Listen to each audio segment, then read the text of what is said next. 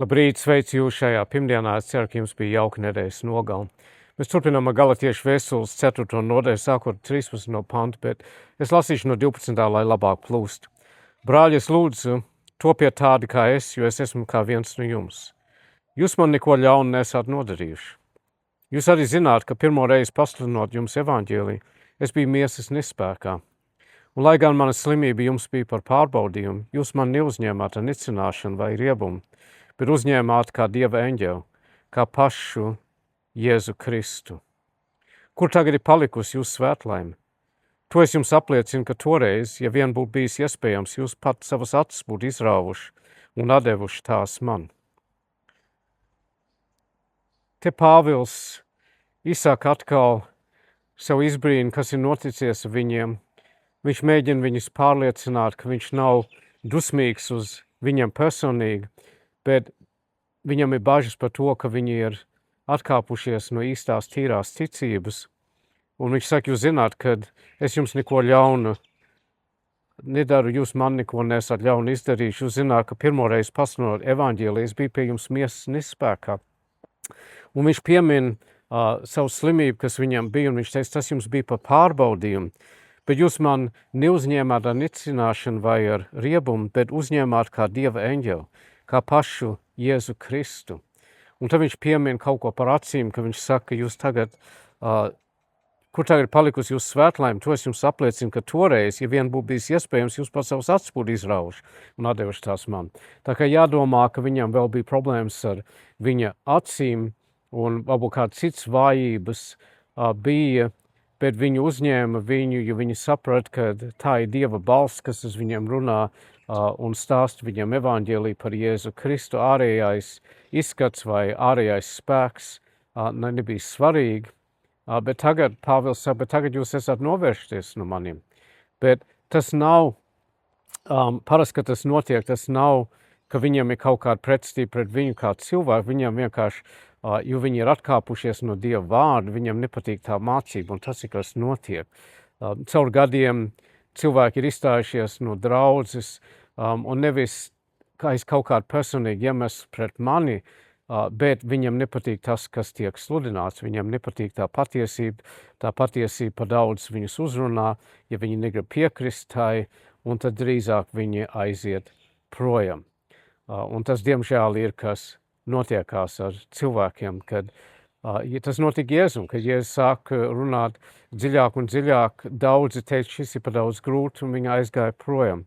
Un Jēzus nonāca pie tās vietas, kur viņš teica saviem mācekļiem, vai arī jūs gribat aiziet, un Pēters pareizi teica, kur mēs, kungs, iesim, tev ir mūžīgās dzīvības vārdi, un mēs esam ticējuši un apliecinājuši, ka tu esi Dieva dēls.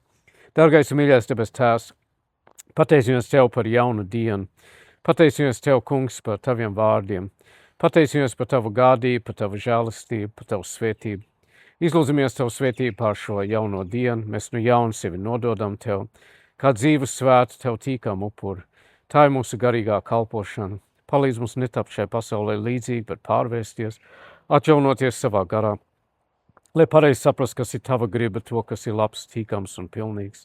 Sākot šo dienu, kungs, mēs nožēlojam visus savus grēkus. Lūdzam šķīsti mūs un atjauno mūs, palīdz mums staigāt tavā gaismā šodien. Paldies, ka tu mūs tik ļoti esi mīlējis, un paldies, ka tu mūs esi atpestījis.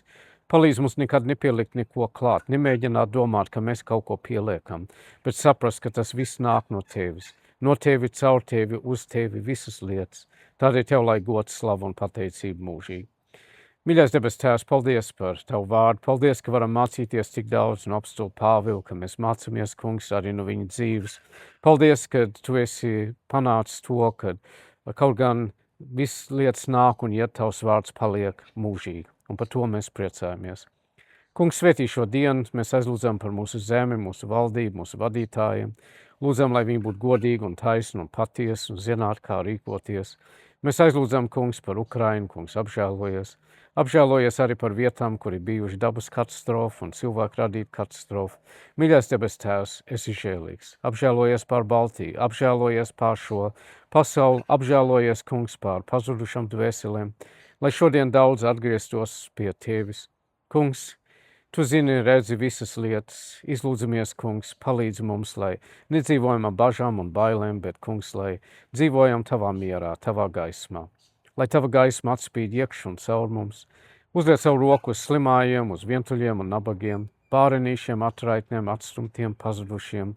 Kungs, mēs aizlūdzam par tiem, kas dzīvo zem dažādām saitēm, dari viņus brīvus. Kungs, es aizlūdzu par katru klausītāju, pateicos par viņiem un izlūdzos tavu svētību. Un lūdzu, kungs, lai tu stiprini, sārgi, dziedini, mierini, palīdzi.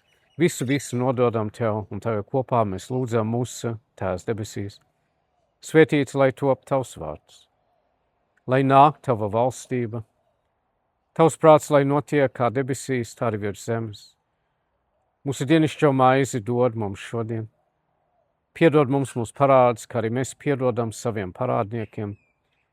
Neieved mūsu kārdināšanā, bet atpestī mūs no ļauna, jo tev pieder valstība, spēks un gods mūžīgi mūžos. Āmen. Tā, mīļie draugi, lai svētīgi jums šī diena, Dievs ir jums līdz atkal tiksimies, Dieva palīga, es ceru, ka tas būs atkal rītdien.